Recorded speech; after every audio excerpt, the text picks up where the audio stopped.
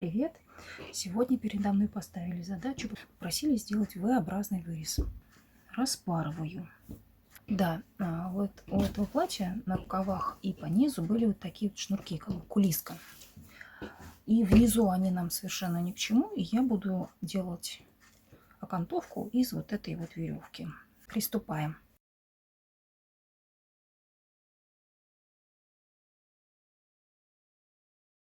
Я все распорола. Нужно сначала определиться, на какой глубины у нас будет вырез. Мне нужно где-то вот так. Теперь складываю плечевые швы друг к другу, разровняла. И вот по этой части отмеряем нужную нам глубину. Сколько сантиметров? Я, наверное, возьму 9. Теперь мне нужно распороть вот эту полоску. Распорола, сейчас буду пришивать, но сначала расскажу вам, что можно сделать, если у вас нет из такой же ткани полосы. Берете, любую подходящую, конечно же, по цвету ткань, трикотаж. Представим, что у меня вот эта ткань, вот это лицо, а вот это изнанка. Что я делаю в этом случае? Я бы взяла материал, положила бы изнанка кверху, это у меня изнаночная сторона, и прострочила бы. Вот так. Как уголок делать, это в интернете есть. Допустим, прострочили, и потом, то есть у нас получилась бы такая обтачка. И следующим этапом ее нужно просто загнуть на изнаночную сторону и прошить там. Вот здесь будет строчка. Либо еще вариант. Кладем наоборот. Вот, допустим, мы хотим, чтобы здесь была у нас декоративная обтачка с лицевой стороны. Вот, допустим, такая светленькая полоска. Тогда мы кладем изнаночной стороной внутрь. Это изнанка, напоминаю. То есть у нас получается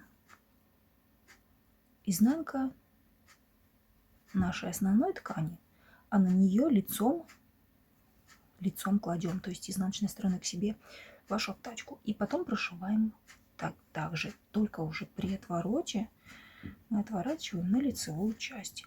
И потом с лицевой части у нас будет вот такая красивая вот обтачка. Здесь прокладываем строчку, все проглаживаем, и такой замечательный у нас воротник. В общем, решила я сделать немножко по-другому. Полоска, которая у меня была, сложила пополам, по-хорошему бы сразу разутюжить, но я не стала. Прикладываю к горловине, вот по задней части немножко подтягиваю саму вот эту полоску. Основной материал я не тяну.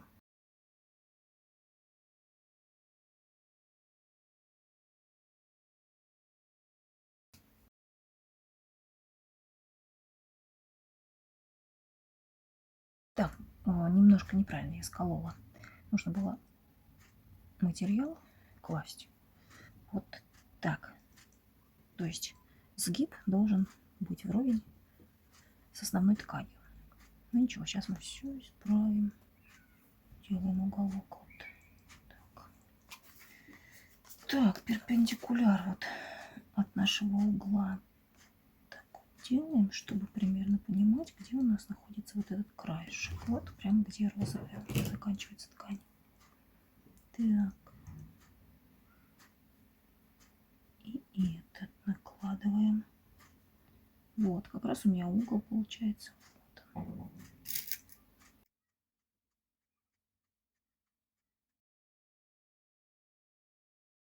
Теперь нужно прошить вот такую галочку.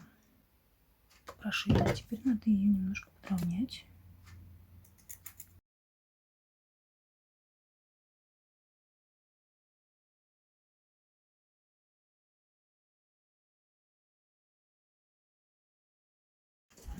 Так, наколола я не до конца. Сейчас мне нужно зафиксировать вот этот угол. И мне нужно дошить вот до этой точки, где входит эта булавочка. Получится вот это место. Дальше мне нужно будет вот это рассечь немножко и повернуть. Я капельку совсем подрезаю, и мне нужно теперь повернуть.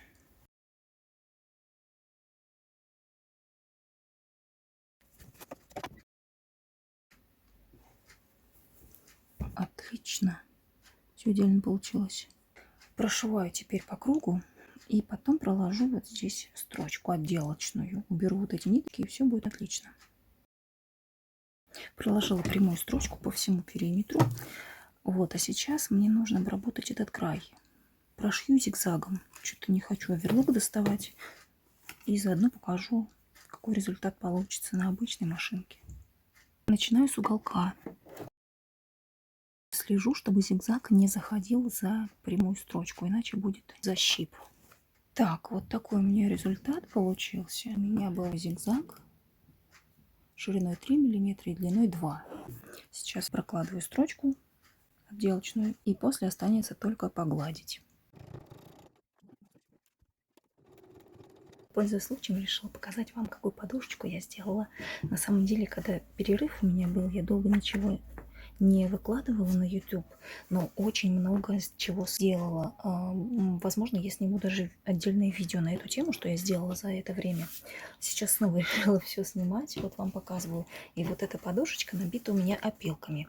Вот сейчас я на ней буду гладить. Вот такой замечательный, я считаю, результат. И даже не подумаешь, что это была переделка, как будто заводская вещь. Ну, конечно, если бы я взяла оверлок